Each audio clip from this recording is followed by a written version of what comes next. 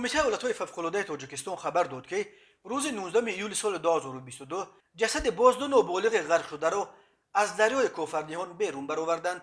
حادثه اول در اسار روی داده است.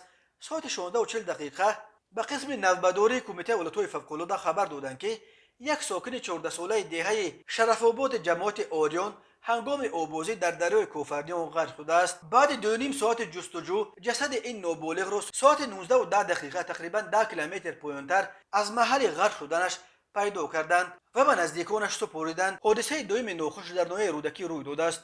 روز 19 ایول بعد جستجوهای طولانی جسد یک کودک 12 ساله از دهه استقلال جماعت به نام میرزا ترسونزاده را از دریای کوفرنیان بیرون کشیده به خویشاوندانش سپردند. این کودک هنوز روز 7 ایول ساعت 18:30 دقیقه هنگام آبازی غرق شده بود. کمیته ولایت‌های فوق‌العاده آبازی در مکان‌های برای این پیش بینی نشده را سبب این دو فاجعه آخری نامیده.